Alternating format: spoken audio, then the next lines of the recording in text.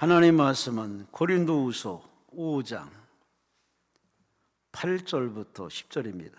290페이지. 고린도후서 5장 8절에서 10절 말씀. 한배옥 권사님, 은혜 충만 주옵소서. 예물 주셨습니다. 고린도후서 5장 8절에서 10절. 우리 함께 말씀을 합독하십니다. 우리가 담대하여 원하는 바는 차라리 몸을 떠나 주와 함께 있는 그것이라. 그런즉 우리는 몸으로 있든지 떠나든지 주를 기쁘시게 하는 자가 되기를 힘쓰노라. 이는 우리가 다 반드시 그리스도의 심판 앞에 나타나게 되어 각각 선악간에 그 몸으로 행한 것을 따라 받으려 함이라. 아멘. 기도드리겠습니다. 하나님 감사합니다. 푸르고 파랗고 눈부신 이 가을 하늘을 주신 하나님, 참으로 감사합니다. 이 계절의 변화를 친히 우리가 느끼고 체험하면서 우리 인생도 계절의 변화가 있음을 나날이 느끼고 있사오니 주여, 주님 오실 날이 가까웠음을 아무리 얘기해도, 아무리 성경이 증언해도 우린 뜨뜻미지근하고 무덤덤하고 있습니다. 우리 게으른 신앙, 우리의 황당한 신앙, 주여 자비를 베풀어 주어서 신앙의 열정과 뜨거움을 되찾도록 도와주시옵소서. 주님은 도적같이 오신다 했는데 우리는 거기에 관심 없이 세상 돌아가는 일에 너무 관심이 지대합니다. 우리 엉뚱한 인생 용서하여 주옵소서. 말씀대로 산다고 결심해놓고 말씀을 저버리고 욕심껏 살고 본능대로서는 우리의 두 얼굴의 모습을 용서하여 주옵소서. 이 시간 하나님께 항복하며 회개하며 남은 인생만은 제대로 살고 말씀대로 살고 기도한 대로 살고 깨달은 대로 살고 성령 약속대로 살아가는 위대한 결단을 통하여 우리 삶의 현장에 역사 표적이 나타나서 하나님의 은혜를 체험하게 하시고 새 은혜를 체험하게 하시고 변화된 모습으로 많은 사람을 이끌어가되 가족과 자녀를 바른 길로 이끌어가서 천국까지 도착하게 하여 주시옵소서. 주님 곧 오십니다. 우리 모두 정신바짝 차려서 한눈 팔지 말게 하시고 한가하게 살지 말게 하시고 세상 욕심 따라가지 말게 하시고 그의 나라와 그 일을 구하는 진실 우리의 소명과 사명에 충실하여서 진짜 크리스찬으로, 진짜 영의 사람으로, 진짜 주의 신부답게 살아내게 하여 주시옵소서. 오늘 이 말씀을 나누면서 다시 한번 남은 인생 어떻게 살아야 할지, 어떻게 사는 것이 하나님의 칭찬받을지를 깨닫고 발견하는 은혜의 시간 되게 하여 주옵소서. 올린 예물과 정성 하나님 받으시고 그 소원대로 되게 하시고 그 믿음대로 되게 하시고 우리 모두의 소망이 이루어지는 은혜, 응답, 성령 충만 허락하여 주시옵소서. 희정을 주님께 맡기며 감사하며 예수님의 이름으로 간절히 축복하며 감사하며 기도리옵나이다. 아멘. 우리 하나님께 감사와 영광을 드립니다. 옆 사람과 인사하십니다. 하나님이 사랑하십니다.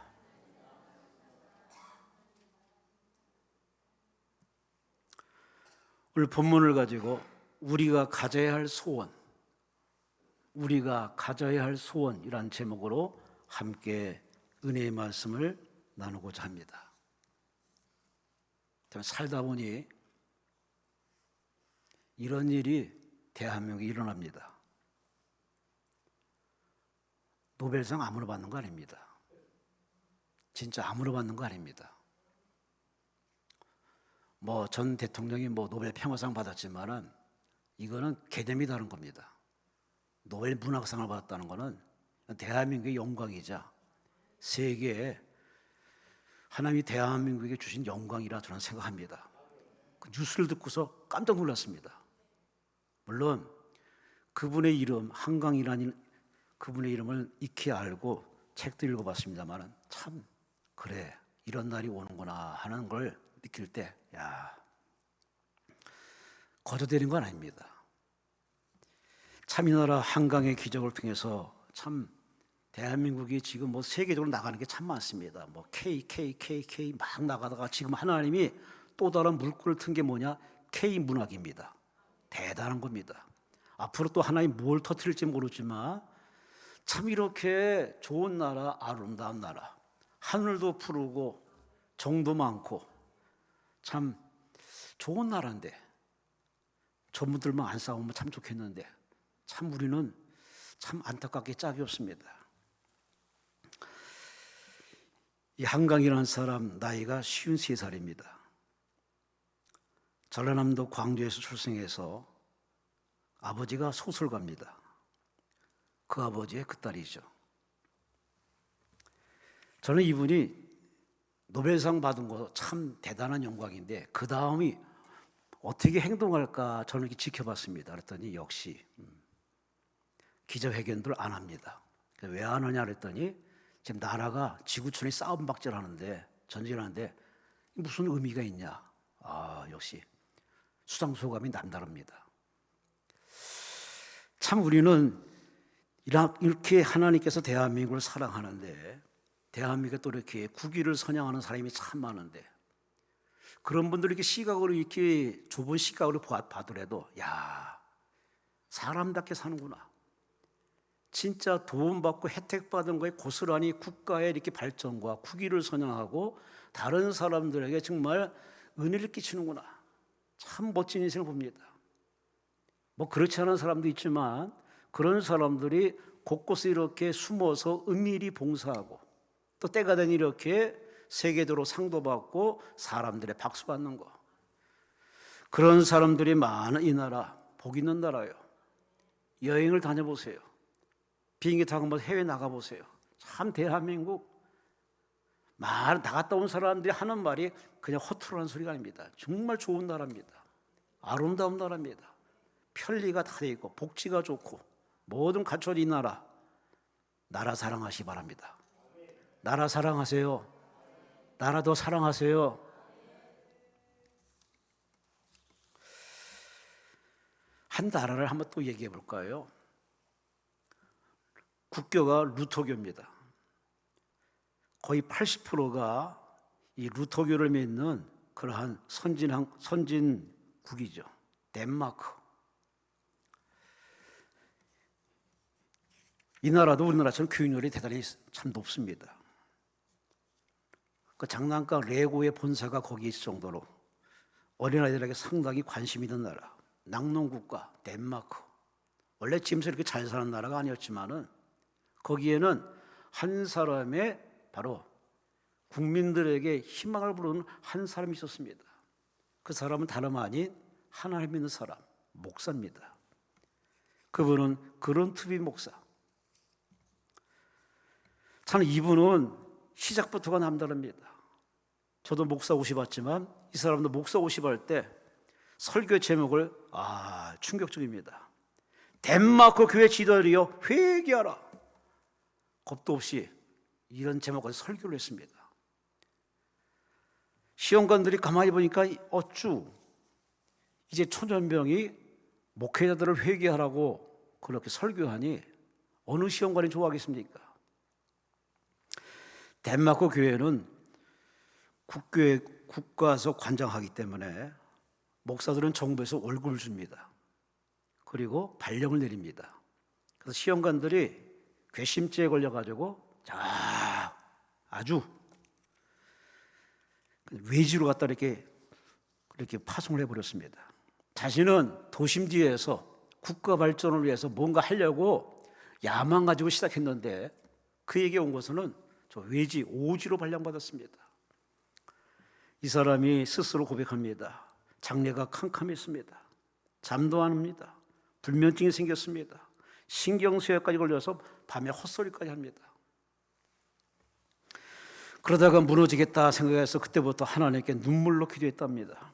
하나님, 저는 이 나라를 사랑하고 덴마크를 사랑하고 이웃을 사랑하고 하나님을 사랑해서 그런 믿음 가지고 시작했는데 이게 뭡니까? 하나님께 이렇게 울고불고 기도했습니다. 기도 중에 하나님 마음을 감동시키는 유일한 기도는 뭐냐? 바로 눈물의 기도입니다.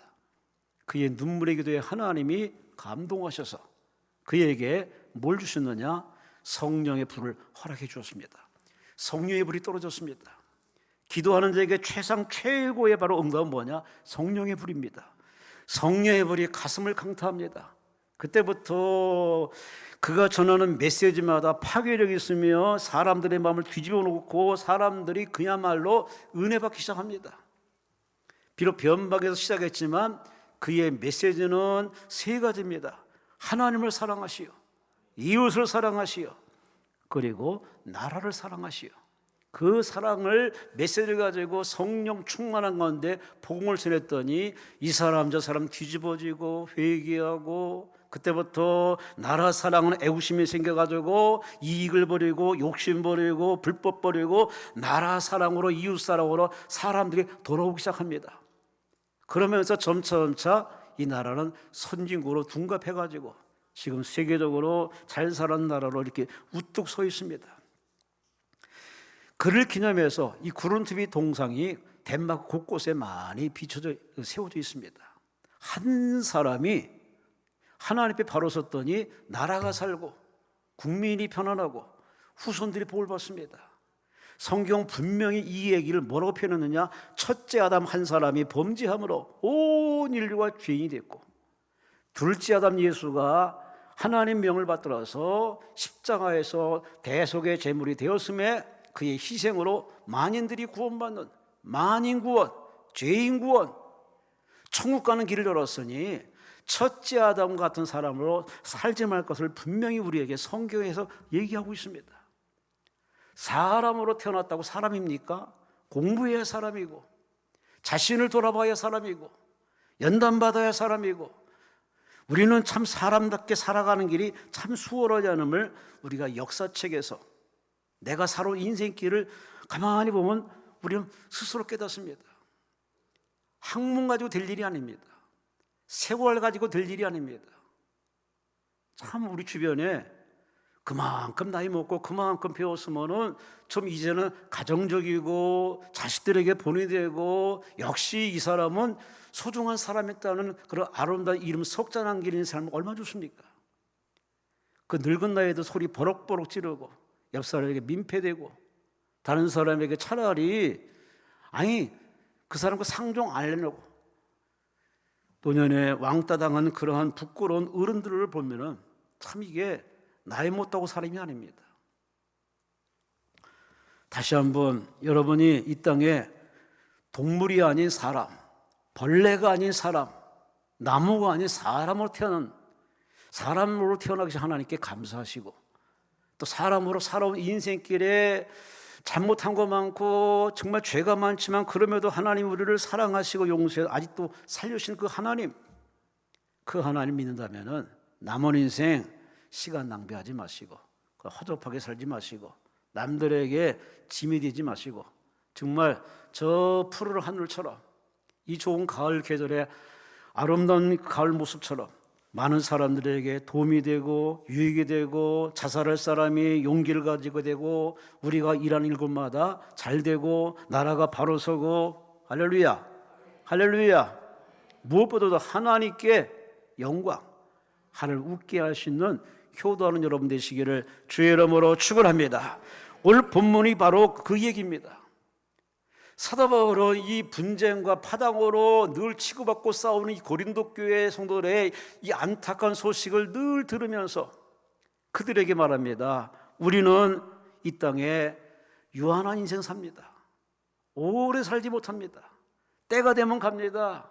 너는 흙이니 흙으로 가라 하고 우리 인생은 유한한 제한적인 인생을 사니 이 땅의 삶이 전부라고 보이는 게 전부라고 서로 치고받고 싸우지 말고 우리가 가야 할 땅 본향은 이 땅이 아니라 저 하나님 나라 천국에 하나님이 준비했으니 우리 가야 할 종착지는 이 나라가 아니라 이 땅이 아니라 하나님 만드신 새 하늘, 새 땅, 새 예루살렘 거기가 우리가 가야 할 본 종착지니 이 땅에 마음 두지 말고 이 땅에 시시비비에 농락당하지 말고 우리 저 천국 백성으로 다시 한번 세상의 빛으로 부패한 세상의 소금의 역할을 감당하라고 이 참 속 좁고 믿음이 작은 고린도 교회 성도들에게 참 부모가 자식을 사랑하는 마음으로 스승이 제자를 사랑하는 마음으로 어른들이 참으로 이제 살아갈 후손들에게 마치 덕담하듯 격려하듯 교훈하는 메시지가 바로 고린도 전후서입니다. 특히 오늘 본문에 사도 바울이 이렇게 우리가 가야 할 저 천국에 영생의 몸으로 들어가야 되는데 우리가 거기에 목표를 두고 산다면은 우리가 이 땅에 허접한 것에 마음 놓을 필요가 어디 있냐고. 그래서 우리는 이 땅에 성공과 승리만을 구하는 본능 인생 살지 말고 우리가 가야 할 저 천국, 영원히 사는 저 천국에 거기에 소망 두고 거기에 소원의 목적을 두고 거기에 삶의 목적을 두고 할렐루야, 할렐루야 살아가자고 지금 교인들을 다독거리고 격려하고 있습니다. 이 메시지 속에서 사도 바울은 간략하게 이런 메시지 전하면서 우리 성도들이 가져야 할 진짜 소원, 우리가 정초, 월초, 주초가 되면 매일 우리는 소원을 가지고 목표를 정해놓고 하나님께 도와달라고 요청합니다. 잘하는 일입니다. 그런데 우리 소원을 가만히 이렇게 보면은 옛날이나 지금이나 10년 전이나 지금이나 거의 대동소이합니다.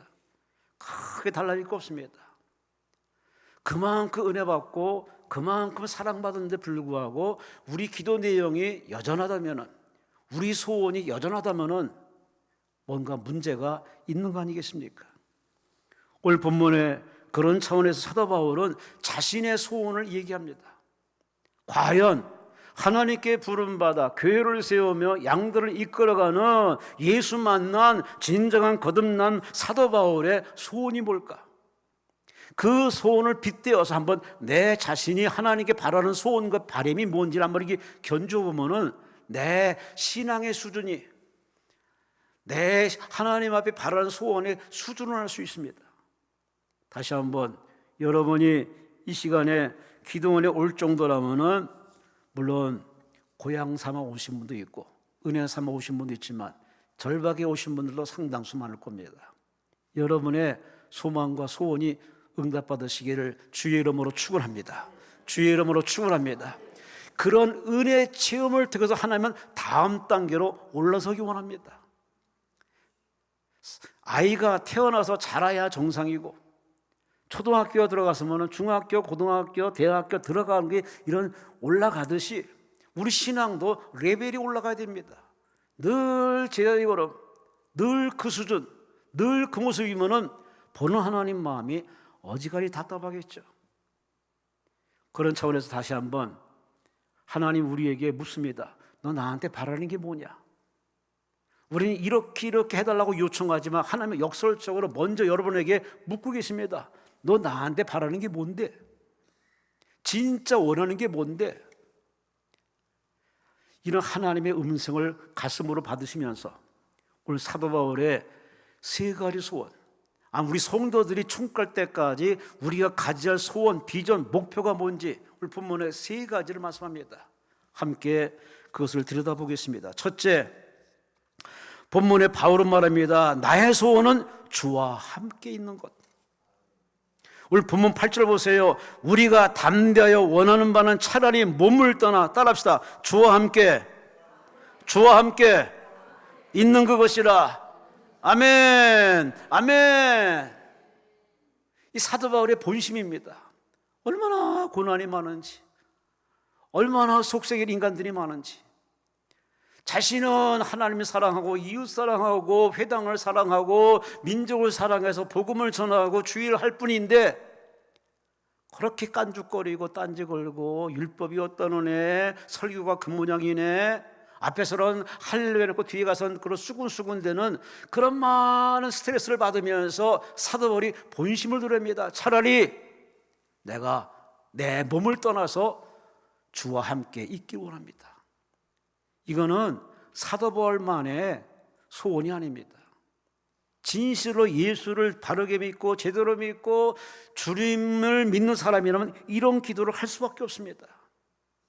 왜냐? 사는 게 녹록하지 않기 때문에. 말씀대로 살자니 이게 시계를 거꾸로 살아야 됩니다. 세상은 빠르게 머리 굴러가면서 눈치 있고 요령 있고 살아가야 되는데 예수 믿는 사람 보면 거북이처럼 우직스럽게 한 계단 한 발자국 살아가니, 그러라고 명령하니, 아이고, 이게 스트레스가 이만저만이 아닙니다. 은혜가 충만하면은, 믿음이 충만하면은 능히 감당이 되는데 사람이 한결같지는 않지 않습니까? 그래서 우리는 이래저래 스트레스가 참 이만저만이 아닙니다.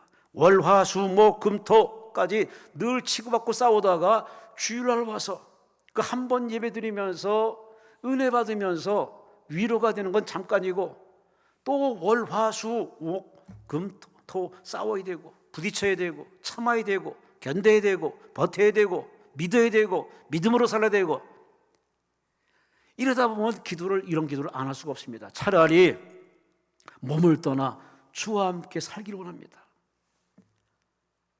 이 육신을 벗어나면, 이 땅의 삶을 벗어나면 얼마나 프리하고 자연스럽고 천사 같은 모습으로 새하늘과 새 땅과 새 예루살렘에서 그야말로 앓는 것이나 곡하는 것이나 질병과 스트레스 없는 그 사이에 산다 하니 그곳에 다 가고 싶어하는 소망. 칼빈은 이렇게 얘기했답니다. 진정한 믿음은 죽음을 경시할 뿐만 아니라 오히려 죽음을 소원하는 것이다. 죽음을 좋아해서 이런 말 한 게 아니라 그만큼 죽음이란 관문을 통해서 바로 주님을 만날 수 있기 때문에, 주님 나라 갈 수 있기 때문에, 그것이 필연적으로 겪을 우리의 통과할 관문이기 때문에 그것을 빨리 땡겨서 저 나라에 가고 싶습니다. 그래서 그는 칼빈은 그렇게 얘기했습니다. 참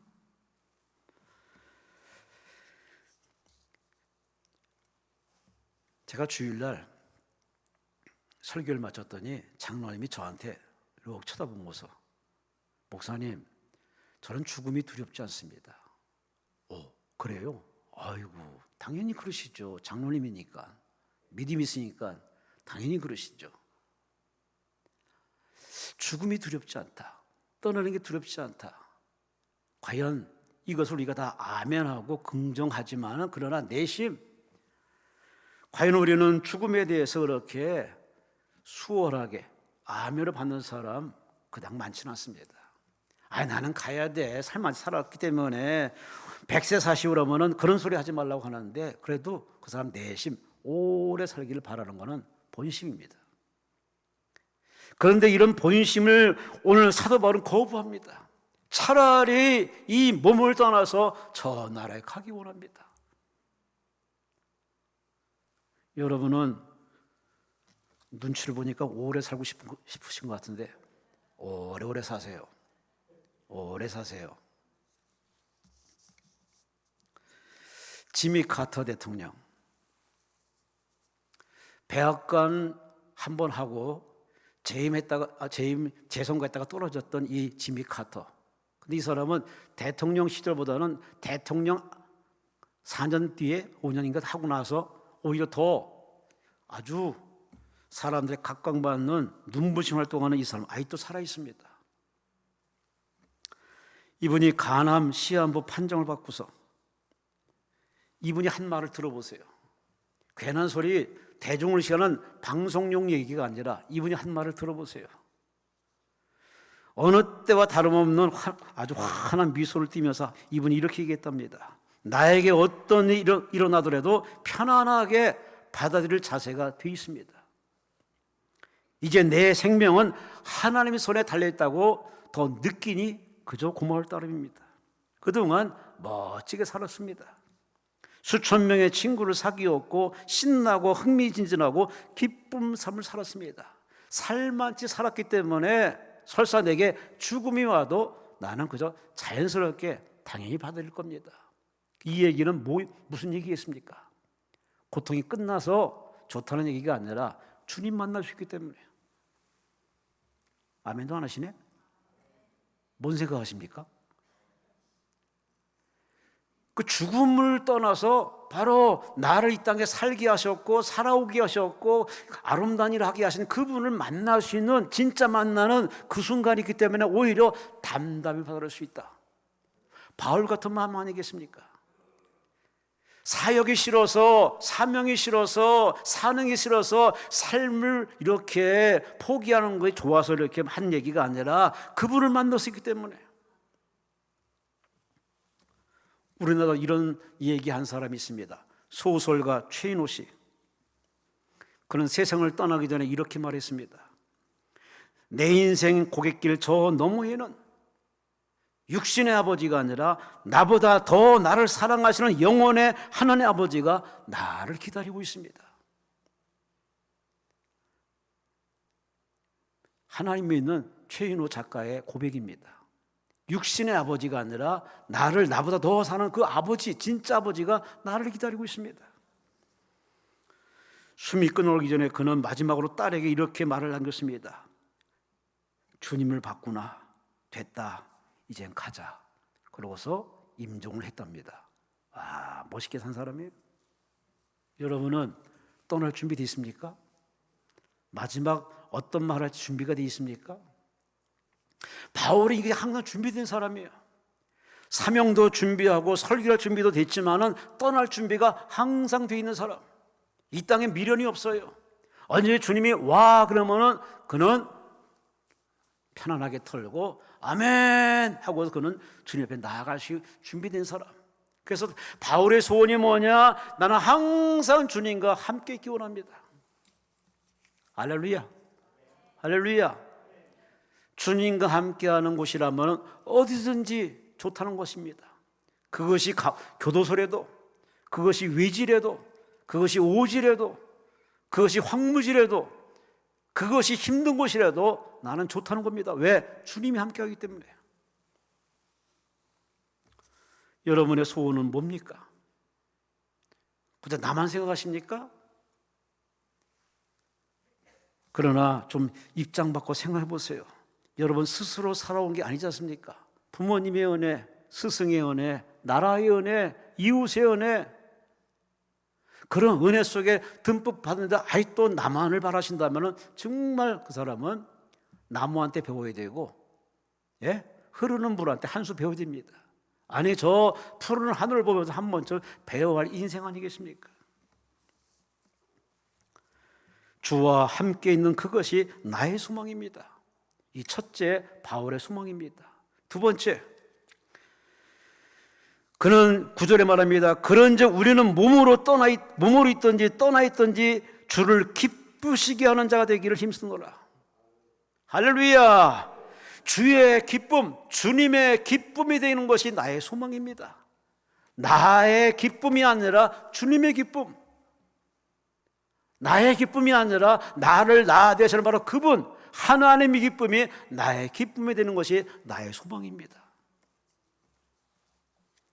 몸에 거하는 것은 사는 것이고 몸을 떠나는 것은 죽는 거 아니겠습니까? 다시 말해서 나는 살든지 죽든지 주님을 기쁘시게 하는 것이 내 존재하는 이유고 사는 이유고 내가 고난 중에도 버티는 이유고 내 사는 이유라고 당당히 말하는 바울.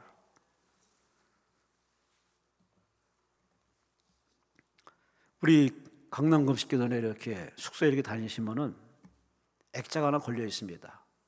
하얀 모자를 쓰신 할머니. 그분은 우리 총가신 우리 김성광 목사님의 어머니 최여실 목사님.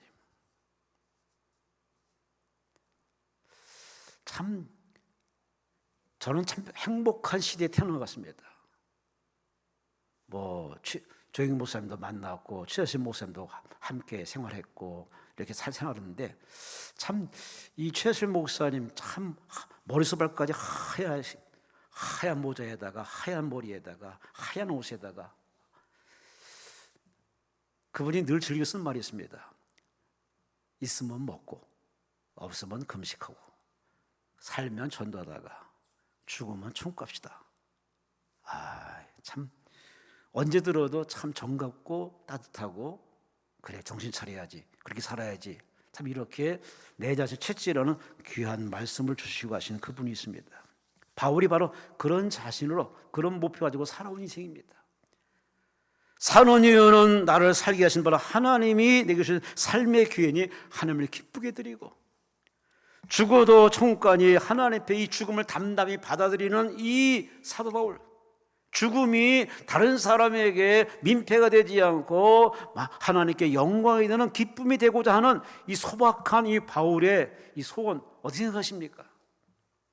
인기가 올라가야 되고 원하는 것을 손에 거머쥐어야 되고 다른 사람 앞에 높은 자리에 올라서 이렇게 갑질하는 것이 우리의 바람이라면 좀 한 번쯤 생각할 문제입니다. 요한복음 4장 34절에 예수님이 이렇게 말합니다. 내가 먹는 양식이 따로 있다. 예수님이 하신 말입니다. 예수님이 지하들에게 먹을 양식 사가지고 오라 하고서 보낸 뒤에 예수님 양식을 가져온 지하들이 드세요 했더니 나는 이미 다 먹을 양식이 있다. 그 지하들이 아니 누가 갖다 줬는가? 근데 예수님이 그 말에 이렇게 답변합니다. 요한복음 4장 34절 말씀에 예수께서 이르시되 나의 양식은 나를 보내신 이의 뜻을 행하며 그의 일을 온전히 이루는 이것이니라. 아멘. 아멘. 주님을 기쁘시게, 아버지를 기쁘시게, 아버지 마음을 기쁘게 된 것이 나의 먹는 양식이고 나는 그 일을 했더니 배고프지 않더라, 부족하지 않더라, 모자르지 않더라. 정말 행복하다는 얘기입니다. 여러분의 양식은 뭡니까? 그 양식이 돈입니까? 그럼 돈 벌으셔야지 뭐. 그 양식이 뭡니까? 여러분이 생각하는 그걸 여러분이 가지려고 애쓰고 직장 생활하고 공부도 하고 그렇게 치고받고 싸우면서 그걸 딱 얻고 나서 과연 그것이 내 양식일까? 고민에 많이 빠집니다. 많이 가졌다고 사람들이 행복하면요, 많이 갖도록 더 싸워야 되고 더 싸워야겠죠. 근데 많이 가진 사람들의 그 뒤안길을 가만히 이렇게 추적해 보면은 행복하다, 행복한 얼굴은 별로 못 찾아봅니다. 물론 편하고 또 느긋하고 제철나는 음식 먹으면서 여행도 많이 다니고 그들만의 리그로 그들만의 세상을 누리며 살겠죠. 그러나 그들도 이제 잠자리 들어야 되고 하루 세 끼 먹어야 되고 또 본인은 혼자 있는 고독의 시간을 가질 수밖에 없는 그런 쓸쓸한 삶의 현장으로 들어오면 대부분의 사람들이 똑같은 수준으로 고민합니다. 나는 누굴까? 나는 왜 살지? 나는 어디로 갈까? 그러면서 삶의 고민에 빠질 수밖에 없습니다. 우리는 살다 보면 우린 고통을 겪습니다. 관계의 고통, 불통, 또 사회적인 여러 가지 불공정한 그런 모습 보면서 우리는 많은 이래저래 스트레스가 많습니다. 근데 이것을 나쁘게 바라보면은 도망가야죠. 대한민국을 떠나야 됩니다. 근데 대한민국을 떠난 사람 치고서 행복하다는 사람 찾아본 적이 없습니다. 행복은 잠깐입니다. 일순간입니다. 그것을 소화하라고, 그것을 이겨내라고, 그것을 싸워 이겨내라고 하나님 주신 선물이지 도망치는 것만이 능사는 아닙니다. 근데 우리는 쉽게 편하게 꽃길만 택해서 넘어갑니다. 지옥에 다녀온 단테라는 책을 쓴 김범준 씨는 책에서 이렇게 간증합니다. 고통의 순간에도 분명 기쁨과 즐거움이 존재합니다. 고통만 있는 게 아닙니다. 그러니 언제든지 이 고통 뒤에 행복이 시간이 온다는 사실, 가능성을 열어두고 참고 버텨야 됩니다. 아주 잠깐 사진 한 장 찍을 시간도 안 되는 잠깐의 바로 기회가 우리에게 왔다 가는데 대부분은 다 놓치지만은 그러나 그 기회는 영원히 지나간 것이 아니라 또 올 수 있으니 그런 가능성 가지고 고통 중에도 그런 희망의 기회를 찾아서 인내하고 버텨야 되는 것이 바로 사는 이유라고 얘기하면서 그런 단테의 말을 인용합니다. 단테가 뭐라고 말했느냐? 자기 몸을 함부로 하는 선택은 죽어서도 스스로 고통을 더하는 행위라고. 한마디 지옥 간다는 얘기죠. 고통, 아픔, 억울함, 불공정, 그건 어디든지 이 지구촌에 존재하는 인생의 숙제입니다. 이런 숙제를 풀어가는 사람이 있고 숙제를 아예 안 하는 사람이 있습니다. 여러분 공부해봐서 알잖아요.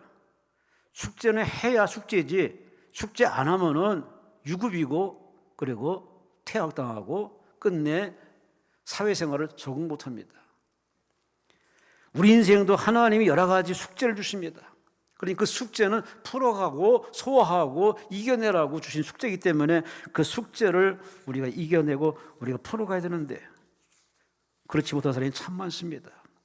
김범수 씨는 이렇게 얘기합니다. 고통의 시간이 시인에게는 시의 원천이 되고 자신의 영혼을 성장시키는 선물이 되고 있으니 그러니 고통의 시간이 나쁜 것만은 아니라고. 마치 성경에 있는 말을 인용하듯 얘기합니다. 그래서 요즘 많은 사람들이 하다못해 절간 있는 사람까지 성경책을 읽습니다. 왜? 어느 책에서 가르치지 못하는 진리가 있기 때문에. 여러분은 이 좋은 계절에 성경 많이 읽으시기를 주의 이름으로 축원합니다. 주의 이름으로 축원합니다. 어떤 사람이 이런 글을 올렸어요. 한번 좀 들어볼 수 있는 말입니다. 한번 들어보세요. 가슴이 답답했던 일요일 오후 솔바람 들어오게 창문을 살짝 열어두었습니다. 열려있는 창문 사이로 내가 바라던 마음 그것마저 뜻대로 되지 않고 새파란 나무 몇 그루와 햇빛에 반사된 회색 건물만이 바람 대신 가슴속 마음 가득 들어왔습니다. 작은 모임에 나뭇잎처럼 많은 사연들, 하늘쯤 바람에 흔들린다 해도 인생은 어긋나지 않았으리라. 사는 게 곧 고행이라는데 왜 수긍하며 자신과 타협하지 못했던 걸까? 털어버리면 그만인데 속으로 끌어안고 혼자서 애태울까? 이제 그만 다 털어버리고 빈손일망정 마음 편히 살고 싶다. 바람이 없으면 마음도 편해질까? 한 줌 흙으로 돌아갈 인생인데 사는 날까지 버리지 못하는 욕심이 나를 괴롭힌다. 공감하는 얘기 아닙니까? 비우면 되는데, 내려놓으면 되는데 지금 온 자연은 지금 다 내려놓고 있습니다. 왜? 조만간에 겨울이 오기 때문에. 우리 인생들은, 그 잘난 인생들은 한 번 잡으면 놓지 않습니다. 한 번 그 자리를 꿰차면 절대 물러나지 않습니다. 참 미련하고 한심한 인생들이죠. 그래서 이 가을에는 하늘도 좀 쳐다보시고, 아멘도 안 하시고 고개 끄덕도 안 하시고, 아 그렇게 사시는가 보네. 하늘도 한번 보시고 걸어보세요. 햇살을 받으면 한번 걸어보시라니까. 그리고 가끔 차를 몰고 한번 돌아다녀 보세요. 정말 좋은 계절입니다. 아주 좋은 계절입니다. 근데 이 좋은 계절이 너무나 짧아.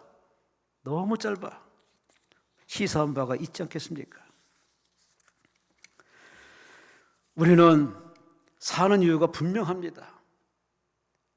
나를 태어나게 하신 바로 그분을 알기 때문에, 그분이 나를 사랑한다는 그 만남의 체험이 있었기 때문에 우리 이 시간에 이렇게 토요일날 3시 예배 드리고 있습니다. 그걸 믿는다면, 그런 믿음을 산다면 이제 우리 사는 이유는 분명한 목적, 방향이 있습니다.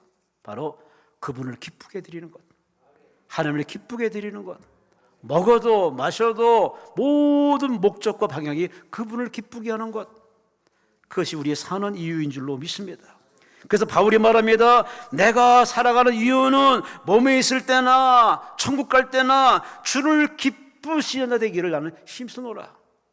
그것이 바울이 그렇게 고난받으면서도 버틴 이유고, 배고프면서도 장가를 포기하면서도 그렇게 하나님께 올인했던 이유는 바로 사는 이유가 먹는 데 있는 것이 아니라, 싸우는 데 있는 것이 아니라 그분을 기쁘게 드리는 것. 에베소 6장에 보면은 부모를 기쁘게 하면은 네가 장수하리라, 땅에서 장수하리라. 왜 아멘도 안 해요? 다 이렇게 그 복받는 비결을 알면서도 그렇게 사는 사람 10명 중에 1명 있을까? 아이고, 요즘은요 부모와 자식 간의 소송 전쟁이 한두 건이 아닙니다. 기껏 키워놨더니 부모와 법정 싸움하고 있어요. 이게 뭐요? 짐승도 안 그러는데, 아이고, 사람들 아주 그냥 어디까지 하는지 모르지만 세상 사람 그렇게 좌양자 우양우 살아도 저라면 저 천국에 소망 두시고 그분을 기뻐하는데 사는 이유를 흐지부지 그렇게 타협하지 마시고 끝까지 완주하시기를 주의 이름으로 축원합니다. 주의 이름으로 축원합니다. 첫째는 주님과 함께 있기 원합니다. 두 번째는 주를 기쁘시기 원합니다. 마지막 소원이 뭐냐? 10절에 있습니다. 우리 10절을 함께 읽습니다. 시작. 우리가 항상 예수의 죽음을 몸에 10절 말씀 있습니다. 이는 우리가 다 반드시 그리스도의 심판대 앞에 나타나게 되어 각각 선악간에 그 몸으로 행한 것을 따라 받으려 함이라. 아멘. 심판대 앞에 서서 그 몸으로 행한 것을 따라 받으려 함이라. 뭘 받습니까? 바로 상 받는 겁니다. 할렐루야. 할렐루야. 고생을 참는 이유, 순교를 하는 이유, 파란 눈의 선교사들이 가정을 떠나서 대한민국에 와서 이렇게 순교의 피를 흘렸던 그들의 이유가 뭐겠습니까? 바로 하늘의 상을 바라기 위해서, 아니 상 받기 위해서 이렇게 순교를 마다하지 않았습니다. 올림픽 경기에서 한 종목이 끝나면은 이제 시상식에서 이제 심판을 받습니다. 금메달, 은메달, 동메달. 마찬가지로 우리가 하나님 앞에 서는 것은, 우리 예수 믿는 사람 하나님 앞에 서는 것은 심판의 목적이 아닙니다. 바로 상 받는 겁니다. 금면류관, 영광의 면류관, 의의 면류관, 행한 대로 여러분 반드시 상을 받는데, 여러분 모두가 상 받는 일에 반대로 서시기를 주의 이름으로 축원합니다. 주의 이름으로 축원합니다. 그래서 바울이 참은 겁니다. 하나님이 아신다. 하나님이 알고 있다. 바울의 이 마음을 충분히 이 목회자들은 이해하고 수긍합니다. 여기 오신 강사님들 많이 예배 중에 설교하지만 참 성도들 보면은 베레벨 위에 성도들이 많습니다. 아이고, 똑같이 사람을 태어났는데 서로 물론 태어난 상황이 다르더라 하더라도 그만큼 살았으면은 나의 하는 이 말이 상대방에게 도움이 되는지 안 되는지는 충분히 가늠하는데 그건 생각 안 하고 그냥 막 내질르고 성질 부리고 부딪히고 하는 어르신들을 보면은 참 저도 같은 어른으로 살아가면서 부끄럽고 창피할 때가 많습니다. 나의 하는 이 모습, 나의 하는 행동을 하나님은 다, 우리 행위를 하나님 책에 다 이렇게 저장해 놓고 있습니다. 왜 아멘 안 해요? 처음 듣는 얘기예요?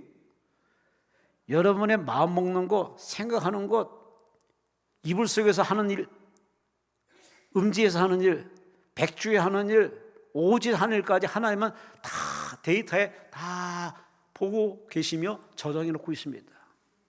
왜냐? 공정한 심판을 위해서. 마지막 그 심판은 진짜 최상 최고의 심판, 하나님의 직접 공정한 심판하십니다. 심은 대로 거두리라, 행한 대로 갚으리라. 그러니 우리는 그 하나님 면전에서 상 받는 것이 목적이고 존재하는 이유고 참는 이유고 사는 이유니 그냥 저냥 세월 낭비하며 그냥 뭐 더 좋은 곳에 가면 되지 뭐, 그냥 가면 되지 뭐. 여러분은 그냥 갈지 모르지만 하나님은 그냥 들여보내지는 않습니다. 믿는 자를 들여보내고 회개한 자를 들여보내고 주님 뜻대로 산 자를 들여보내고. 할렐루야, 할렐루야. 그러니 우리 모두 사람의 평가에 목말라 있는 우리의 이 본성에 순응하지 마시고 사람의 평가는 잠깐입니다. 진실로 내가 잘 살았니 못 살았는지 평가하는 것은 바로 사람을 만드신 하나님, 가정을 창설하신 하나님, 나를 파송하신 하나님, 그분만이 바로 판단할 자격이 있습니다.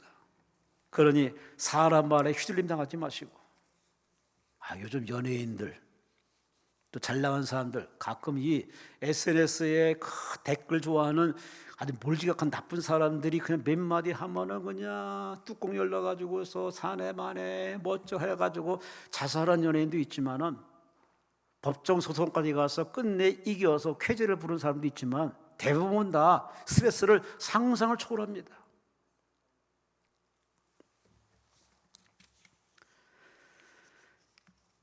우리 크리스찬들을 스트레스 받게 하는 게 누굴까요?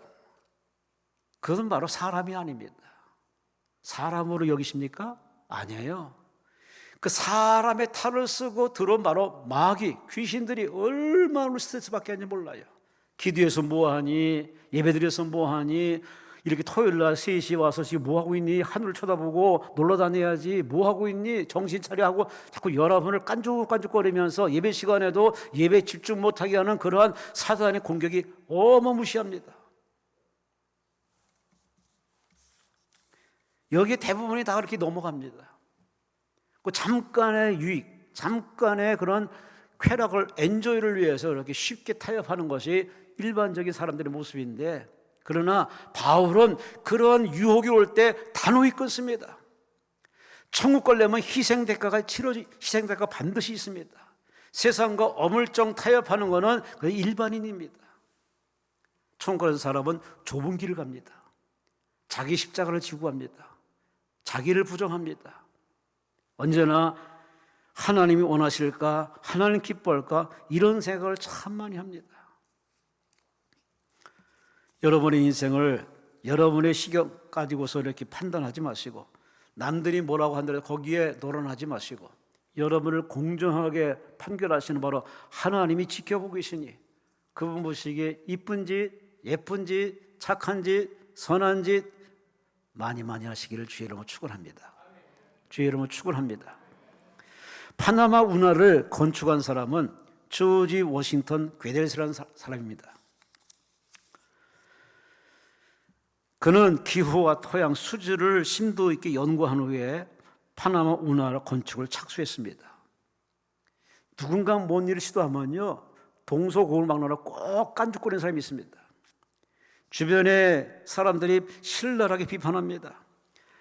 아니, 그 건축은 어차피 불가능한데 그걸 왜 하느냐? 그리고 알려진 사람도 아닌데 미숙한 건축가가 엄청난 국고를 낭비하고 있으니 당장 공사를 중단시켜라고 사람들이 들고 일어납니다. 열받은 사람이 같으면 방송을 통해서 대꾸를 했겠죠. 근데 그는 대꾸를 안 합니다. 묵묵히 건축합니다. 하도 속이 상해서 직원이 말해서, 아니, 저 비방하는 사람들이 많은데 왜 대꾸를 안 하십니까? 그런데 그는 말합니다. 때가 되면 할게. 그 때가 언젠데요? 근데 그분이 말합니다. 건축을 다 완공한 후에 내가 얘기할게.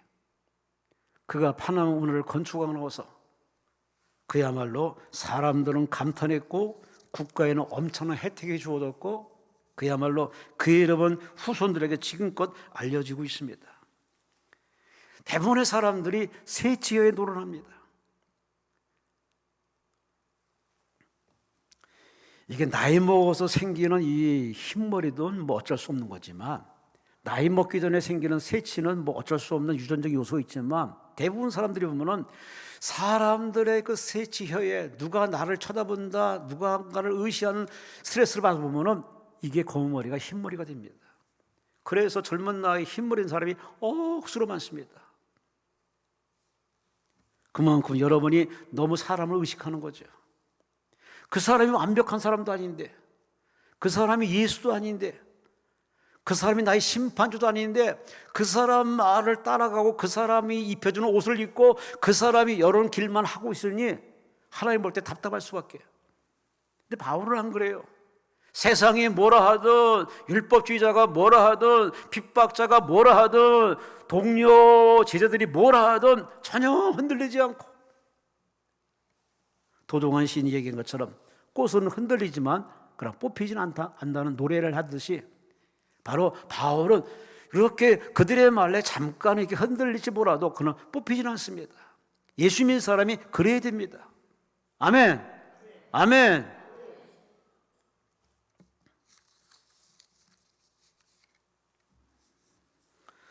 다시 한번 우리는 곰곰이 가슴에 서러움과 하나님 앞에, 아니, 자기 자신이 물어봐야 됩니다. 내가 누구를 위해 사는지, 누구를 위해서 금식하는지, 누구를 위해서 이 고생하는지, 누구를 위해서 이렇게 어떤 희망 가지고 내가 이렇게 버티고 있는지 곰곰이 자기 자신에게 물어볼 필요성이 있습니다. 왜냐? 내일은 없어요, 우리에게. 내일은요, 내일 눈 떠봐야 내일입니다. 저 여러분, 저 오늘밖에 없습니다. 오늘 24시간 공평하게 주어진 24시간 이 하루 동안에 이 하루를 즐겁게 사세요. 감사하며 사세요. 기쁘게 사세요.